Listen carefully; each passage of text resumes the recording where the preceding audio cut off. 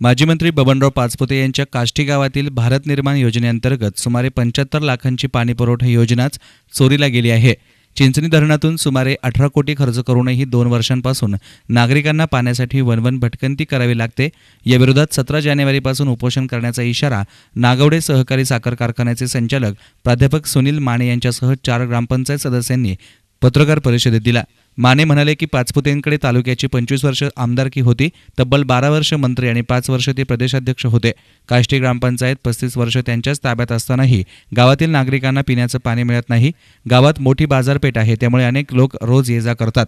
तथापि बाजारपेठ आणि गावात अन्य ठिकाणी सुलभ शौचालय तसेच बसस्थानक नसल्यामुळे महाविद्यालयीन विद्यार्थ्यांची आणि प्रवाशांची ससेहुलपट होते। शेतीमालाला नियमित बाजारपेठ मिळण्यासाठी मंडई उभारावी तसेच रस्त्याच्या मागणीकडे दुर्लक्ष झाले। गावात पथदिवेही नाहीत। जिल्हा परिषद सदस्य सदाशिव पाचपुते सांगतात की हा गट आणि काष्टी ग्रामपंचायत हायटेक झाली। हायटेक ग्रामपंचायत कशाला म्हणतात हे त्यांनी सांगावं। ग्रामपंचायतीचे कामकाज तुळसाईनगर म्हणजे पाचपुतेंच्या निवासस्थानी चालते। पाचपुते यांनी त्यांच्या गावाचाच विकास नाही केला तर तालुक्याचा विकास काय करणार, असं मानेंनी यावेळी म्हटलं। मी आपलं सर्वांचंही स्वागत करतो आणि काष्टीच्या या 35 वर्ष राज्याचे माजी मंत्री बबनरावजी पाचपुते यांच्या नेतृत्वाखाली 35 वर्ष सलग या गावचा ग्रामपंचायतीचा कारभार चालू आहे आणि आम्ही या कारभाराविषयी वेगवेगळ्या ग्रामसभा जे होतात त्या ग्रामसभेमध्ये सर्वजण या मागण्यांसाठी सतत पाठपुरावा करत आलेला आहे, परंतु फक्त ते चर्चा करायची आणि त्याच्यावर कुठल्याही प्रकारची ठोस कार्यवाही त्या ठिकाणी होत नाही आणि म्हणून आम्ही या ठिकाणी 17 तारखेला उपोषणाला बसत आहोत।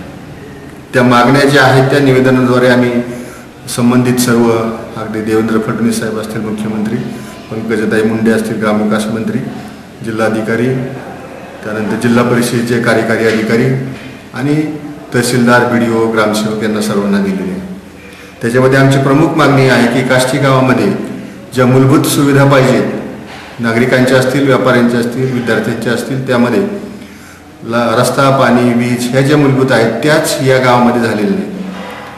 सुलभ शौचालयासारखी जी गोष्ट अतिशय महत्त्वाची आहे त्यासाठी सुद्धा गावामध्ये कुठेही सुलभ शौचालयाची किंवा मुतारीची व्यवस्था नाही 35 वर्षामध्ये।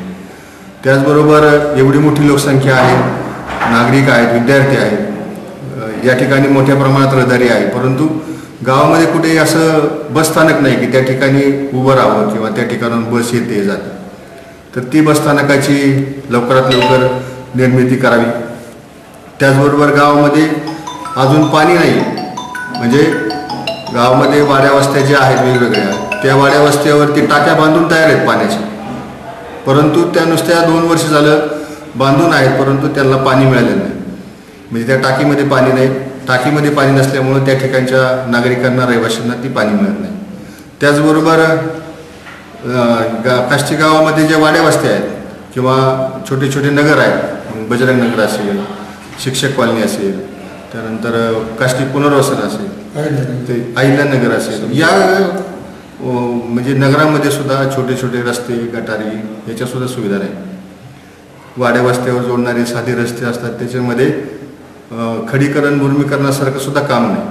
म्हणजे कुठेही रस्त्यात तुम्ही जर आता पावसाळ्यात गेला तर पुढे तुम्हाला सहज जाता येणार, म्हणजे अतिशय बिकट अवस्था आहे।